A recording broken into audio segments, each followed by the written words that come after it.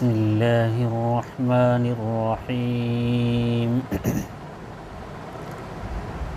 براءة من الله ورسوله إلى الذين عاهدتم من المشركين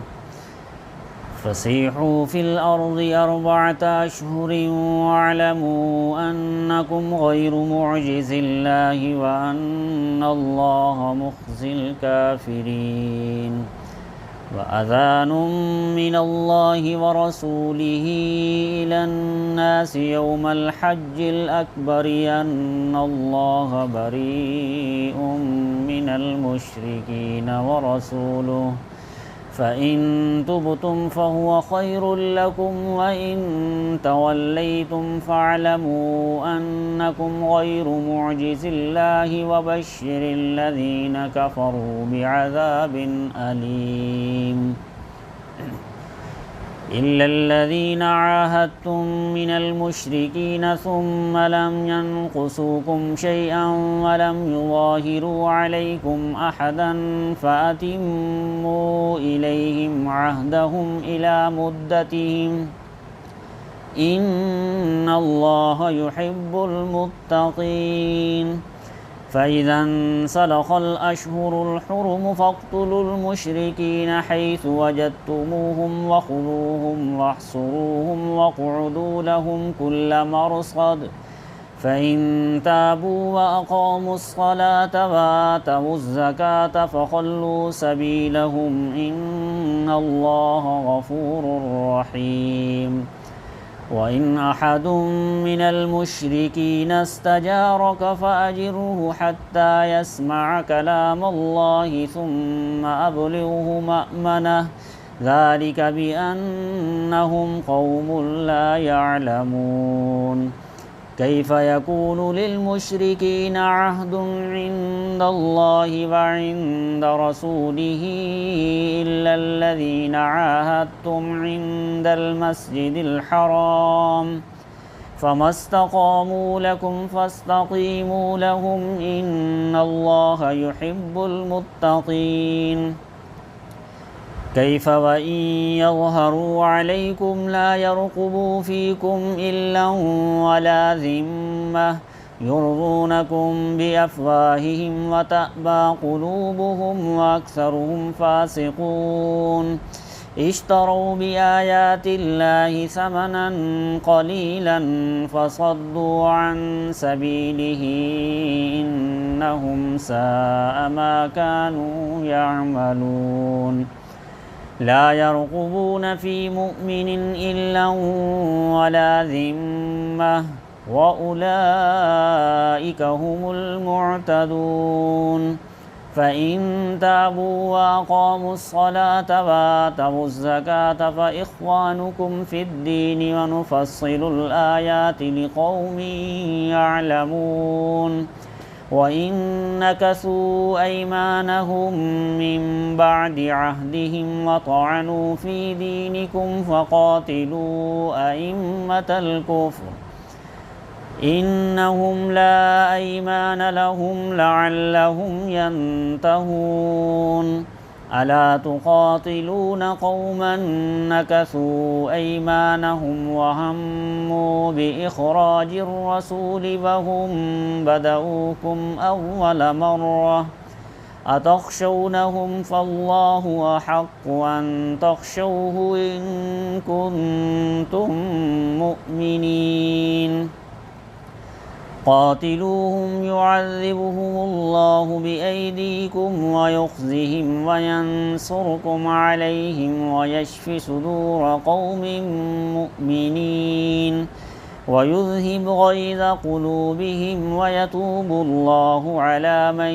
يشاء والله عليم حكيم أم حسبتم أن تتركوا ولما يعلم الله الذين جاهدوا منكم ولم يتخذوا من دون الله ولا رسوله ولا المؤمنين وليجة والله خبير بما تعملون ما كان للمشركين أن يعمروا مساجد الله شاهدين على أنفسهم بالكفر أولئك حبطت أعمالهم وفي النار هم خالدون إنما يعمر مساجد الله من آمن بالله واليوم الآخر وأقام الصلاة وآتى الزكاة ولم يخش إلا الله فعسى أولئك أن يكونوا من المهتدين أجعلتم سقاية الحاج وعمارة المسجد الحرام كمن آمن بالله واليوم الآخر وجاهد في سبيل الله لا يستوون عند الله والله لا يهدي القوم الظالمين الذين آمنوا وهاجروا وجاهدوا في سبيل الله بأموالهم وأنفسهم أعظم درجة عند الله وأولئك هم الفائزون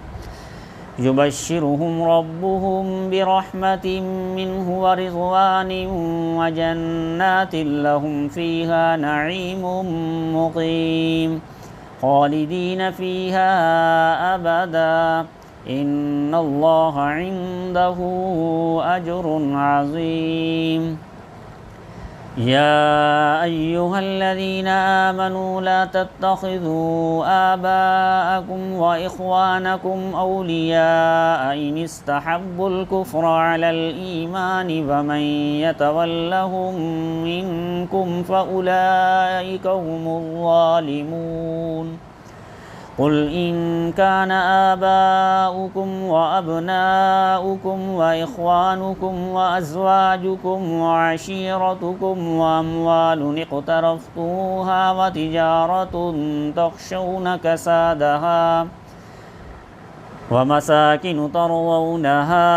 أحب إليكم من الله ورسوله وجهاد في سبيله فتربصوا حتى يأتي الله بأمره والله لا يهدي القوم الفاسقين لقد نصركم الله في مواطن كثيرة ويوم حنين إذ أعجبتكم كثرتكم فلم تغن عنكم شيئا وضاقت عليكم الأرض بما رحبت ثم وليتم مدبرين ثم أنزل الله سكينته على رسوله وعلى المؤمنين وأنزل جنودا لم تروها وعذب الذين كفروا وذلك جزاء الكافرين ثم يتوب الله من بعد ذلك على من يشاء والله غفور رحيم يا أيها الذين آمنوا إنما المشركون نجس فلا يقربوا المسجد الحرام بعد عامهم هذا وإن خفتم عيلة فسوف يغنيكم الله من فضله إن شاء إن الله عليم حكيم قاتلوا الذين لا يؤمنون بالله ولا باليوم الآخر ولا يحرمون ما حرم الله ورسوله ولا يدينون دين الحق من الذين أوتوا الكتاب حتى يعطوا الجزية عن يد وهم صاغرون وقالت اليهود عزير ابن الله وقالت النصارى المسيح ابن الله ذلك قولهم بأفواههم يضاهئون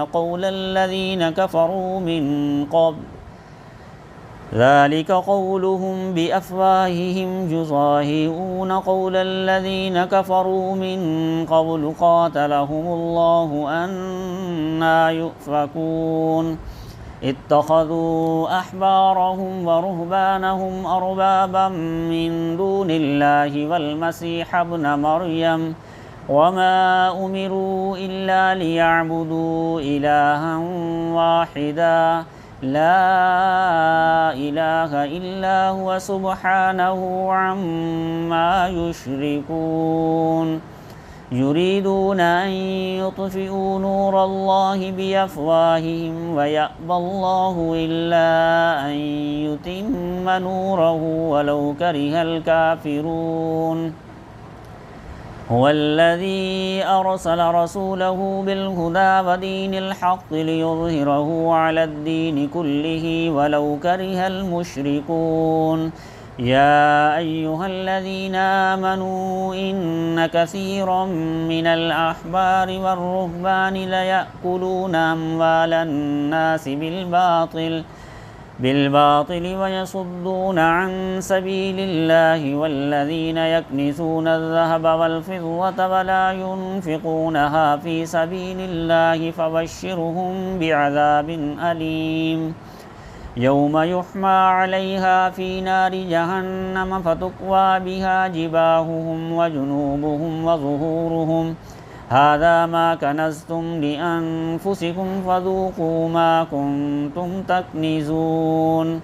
إن عدة الشهور عند الله 12 شهرا في كتاب الله يوم خلق السماوات والأرض منها 4 حرم ذلك الدين القيم فلا تظلموا فيهن أنفسكم وقاتلوا المشركين كافة كما يقاتلونكم كافة واعلموا أن الله مع المتقين إنما النسيء زيادة في الكفر يضل به الذين كفروا يحلونه عاما ويحرمونه عاما ليواطئوا عدة ما حرم الله فيحلوا ما حرم الله زين لهم سوء أعمالهم والله لا يهدي القوم الكافرين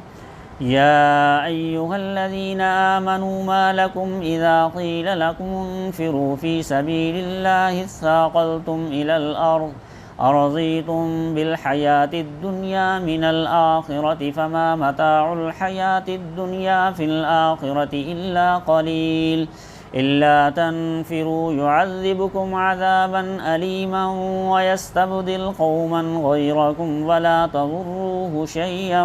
والله على كل شيء قدير إلا تنصروه فقد نصره الله إذ أخرجه الذين كفروا ثاني اثنين إذ هما في الغار إذ يقول لصاحبه لا تحزن إن الله معنا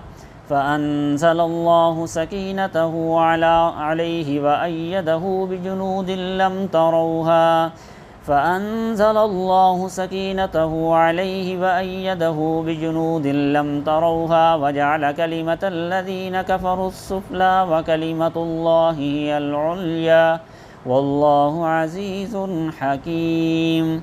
انفروا خفافا وثقالا وجاهدوا بأموالكم وأنفسكم في سبيل الله ذلكم خير لكم إن كنتم تعلمون لو كان عرضا قريبا وسفرا قاصدا لاتبعوك ولكن بعدت عليهم الشقة وسيحلفون بالله لو استطعنا لخرجنا معكم يهلكون أنفسهم والله يعلم إنهم لكاذبون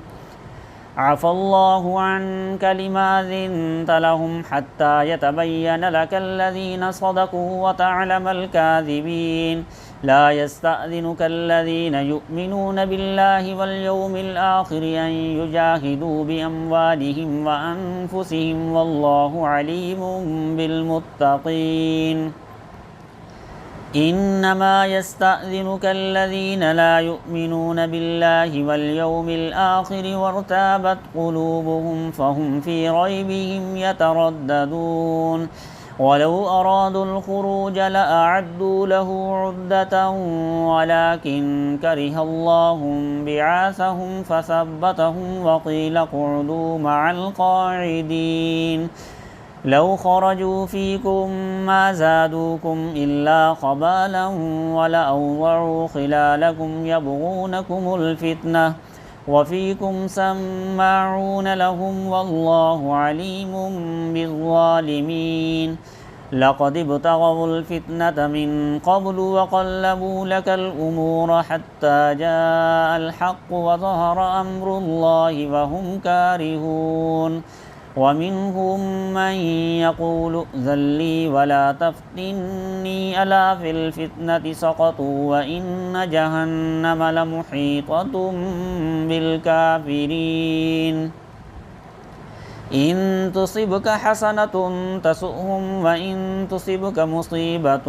يقولوا قد أخذنا أمرنا من قبل ويتولوا وهم فرحون قل لن يصيبنا إلا ما كتب الله لنا هو مولانا وعلى الله فليتوكل المؤمنون قل هل تربصون بنا إلا إحدى الحسنيين ونحن نتربص بكم أن يصيبكم الله بعذاب من عنده أو بأيدينا فتربصوا إنا معكم متربصون قل أنفقوا طوعا أو كرها لن يتقبل منكم إنكم كنتم قوما فاسقين وما منعهم أن تقبل منهم نفقاتهم إلا أنهم كفروا بالله وبرسوله ولا يأتون الصلاة إلا وهم كسالى ولا ينفقون إلا وهم كارهون فلا تعجبك أموالهم ولا أولادهم إنما يريد الله ليعذبهم بها في الحياة الدنيا وتزهق أنفسهم وهم كافرون ويحلفون بالله إنهم لمنكم وما هم منكم ولكنهم قوم يفرقون لو يجدون ملجأ أو مغارات أو مدخلا لولوا إليه وهم يجمحون ومنهم من يلمزك في الصدقات فإن أعطوا منها رضوا وإن لم يعطوا منها إذا هم يسخطون ولو أنهم رضوا ما آتاهم الله ورسوله وقالوا حسبنا الله سيؤتينا الله من فضله ورسوله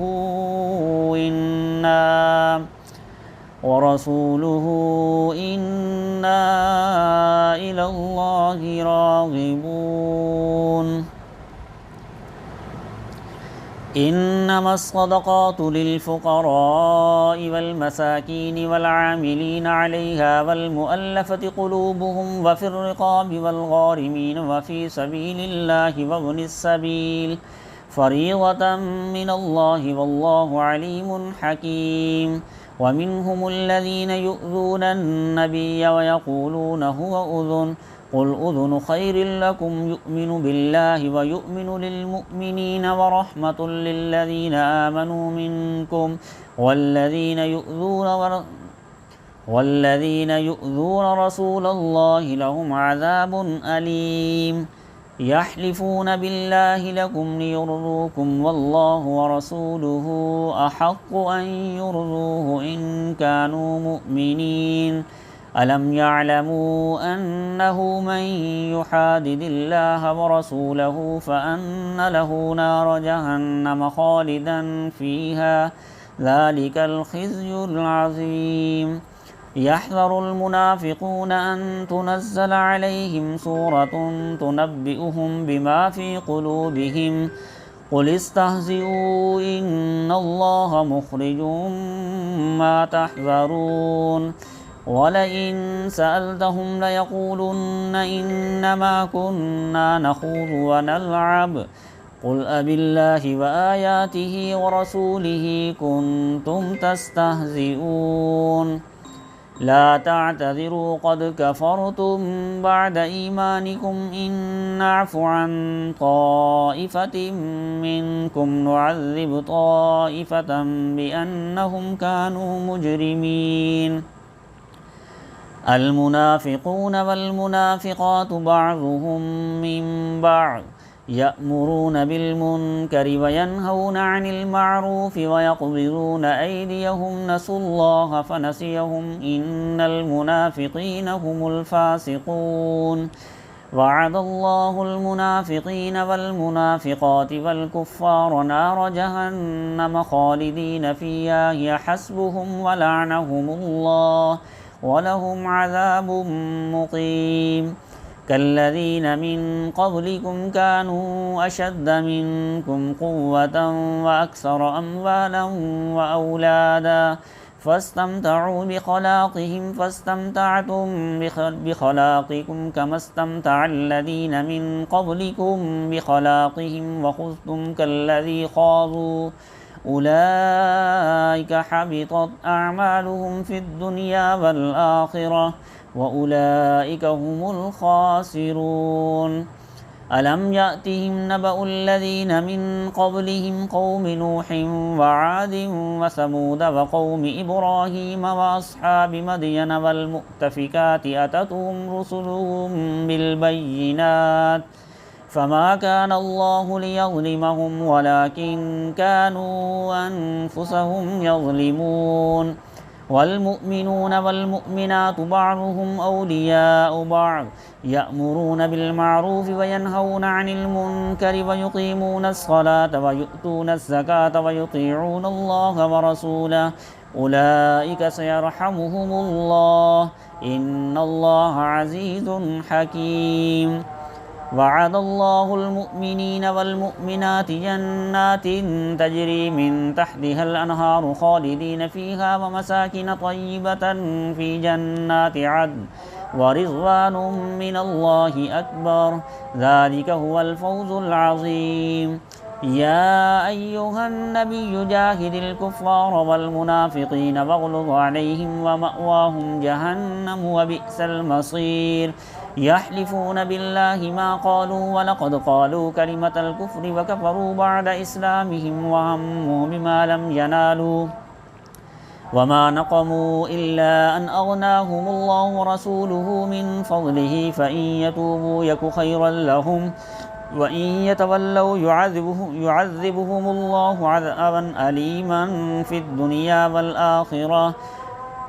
وإن يتولوا يعذبهم الله عذابا أليما في الدنيا والآخرة وما لهم في الأرض من ولي ولا نصير. ومنهم من عاهد الله لئن آتانا من فضله لنصدقن ولنكونن من الصالحين فلما آتاهم من فضله بخلوا به وتولوا وهم معرضون.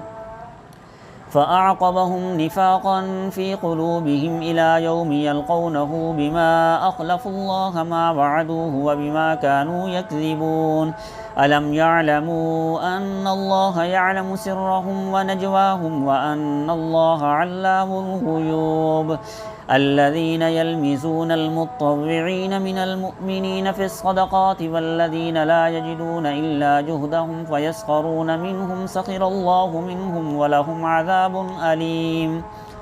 استغفر لهم أو لا تستغفر لهم إن تستغفر لهم 70 مرة فلن يغفر الله لهم ذلك بأنهم كفروا بالله ورسوله والله لا يهدي القوم الفاسقين.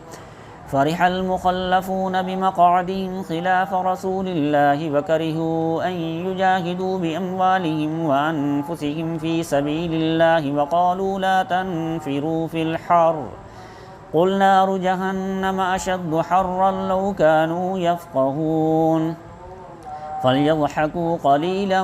وليبكوا كثيرا جزاء بما كانوا يكسبون. فإن رجعك الله إلى طائفة منهم فاستأذنوك للخروج فقل لن تخرجوا معي أبدا ولن تقاتلوا معي عدوا إنكم رضيتم بالقعود أول مرة فاقعدوا مع الخالفين ولا تصل على أحد منهم مات أبدا ولا تقم على قبره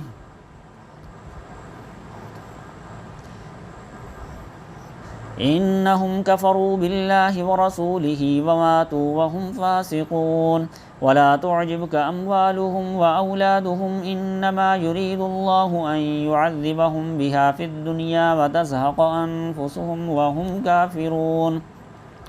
وإذا أنزلت سورة أن آمنوا بالله وجاهدوا مع رسوله استأذنك أولو الطول منهم وقالوا ذرنا نكن مع القاعدين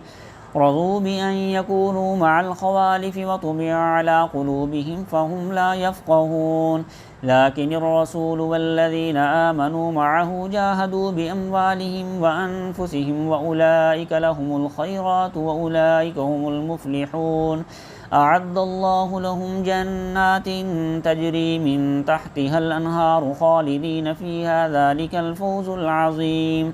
وجاء المعذرون من الأعراب ليؤذن لهم وقعد الذين كذبوا الله ورسوله سيصيب الذين كفروا منهم عذاب أليم ليس على الضعفاء ولا على المرضى ولا على الذين لا يجدون ما ينفقون حرج إذا نصحوا لله ورسوله ما على المحسنين من سبيل والله غفور رحيم ولا على الذين إذا ما أتوك لتحملهم قلت لا أجد ما أحملكم عليه تولوا وأعينهم تفيض من الدمع حزنا ألا يجدوا ما ينفقون إنما السبيل على الذين يستأذنونك وهم أغنياء رضوا بأن يكونوا مع الخوالف وطبع الله على قلوبهم فهم لا يعلمون يعتذرون إليكم إذا رجعتم إليهم قل لا تعتذروا لن نؤمن لكم قد نبأنا الله من أخباركم وسيرى الله عملكم ورسوله ثم تردون إلى عالم الغيب والشهادة فينبئكم بما كنتم تعملون سيحلفون بالله لكم إذا انقلبتم إليهم لتعرضوا عنهم فأعرضوا عنهم إنهم رجس ومأواهم جهنم جزاء بما كانوا يكسبون يحلفون لكم لترضوا عنهم فإن ترضوا عنهم فإن الله لا يرضى عن القوم الفاسقين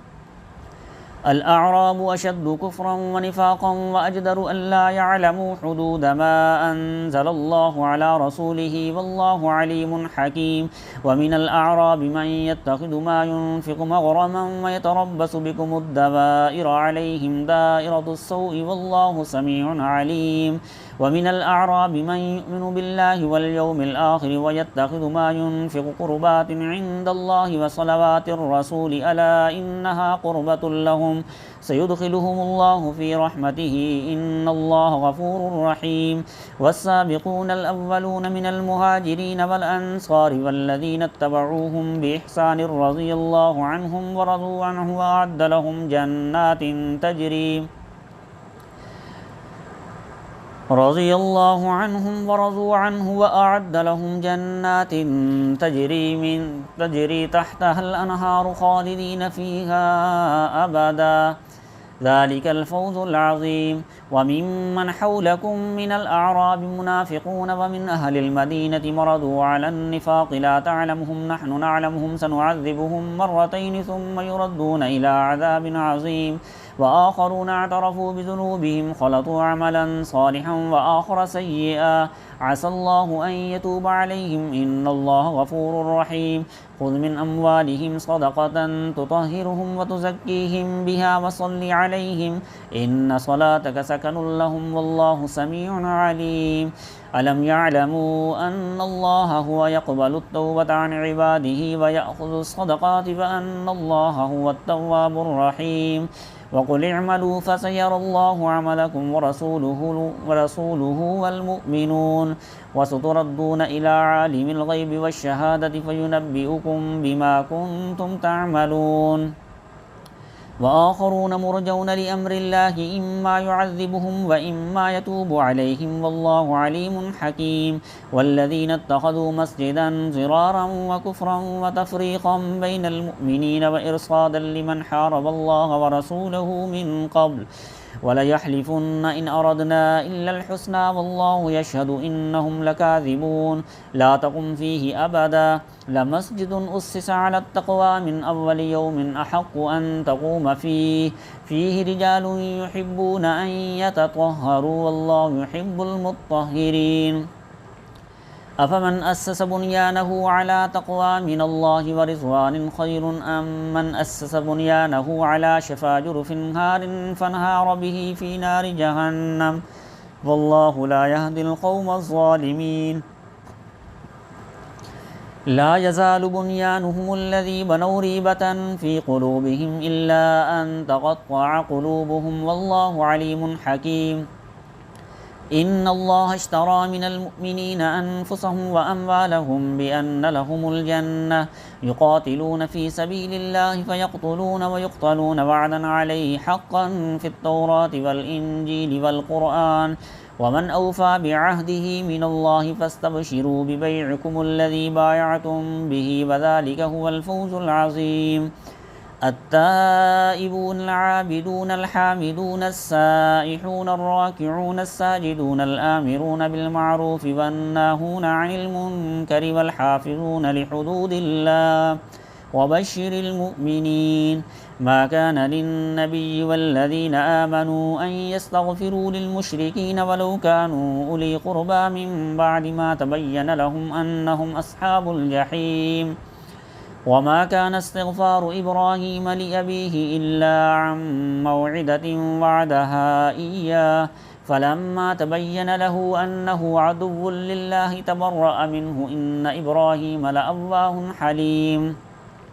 وما كان الله ليذل قوما بعد إذ هداهم حتى يبين لهم ما يتقون إن الله بكل شيء عليم إن الله له ملك السماوات والأرض يحيي ويميت وما لكم من دون الله من ولي ولا نصير لقد تاب الله على النبي والمهاجرين والأنصار الذين اتبعوه في ساعة العسرة من بعد ما كاد يزيغ قلوب فريق منهم ثم تاب عليهم إنه بهم رؤوف رحيم وعلى الثلاثة الذين خلفوا حتى إذا ضاقت عليهم الأرض بما رحبت وضاقت عليهم أنفسهم وظنوا أن لا ملجأ من الله إلا إليه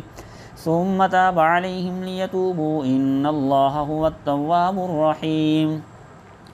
يا أيها الذين آمنوا اتقوا الله وكونوا مع الصادقين ما كان لأهل المدينة ومن حولهم من الأعراب أن يتخلفوا عن رسول الله ولا يرغبوا بأنفسهم عن نفسه ذلك بأنهم لا يصيبهم ظمأ ولا نصب ولا مخمسة في سبيل الله ولا يطؤون موطئا يغيظ الكفار ولا ينالون من عدو نيلا إلا كتب لهم به عمل صالح إن الله لا يضيع أجر المحسنين ولا ينفقون نفقة صغيرة ولا كبيرة ولا يقطعون واديا إلا كتب لهم ليجزيهم الله أحسن ما كانوا يعملون وما كان المؤمنون لينفروا كافة فلولا نفر من كل فرقة منهم طائفة ليتفقهوا في الدين ولينذروا قومهم إذا رجعوا إليهم لعلهم يحذرون يا أيها الذين آمنوا قاتلوا الذين يلونكم من الكفار وليجدوا فيكم غلظة واعلموا أن الله مع المتقين وإذا ما أنزلت سورة فمنهم من يقول أيكم زادته هذه إيمانا فأما الذين آمنوا فزادتهم إيمانا وهم يستبشرون وأما الذين في قلوبهم مرض فزادتهم رجسا إلى رجسهم وماتوا وهم كافرون أولا يرون أنهم يفتنون في كل عام مرة أو مرتين ثم لا يتوبون ولا هم يذكرون وإذا ما أنزلت سورة نظر بعضهم إلى بعض هل يراكم من أحد ثم انصرفوا صرف الله قلوبهم بأنهم قوم لا يفقهون لقد جاءكم رسول من أنفسكم عزيز عليه ما عنتم حريص عليكم بالمؤمنين رؤوف رحيم فإن تولوا فقل حسبي الله لا إله إلا هو عليه توكلت وهو رب العرش العظيم.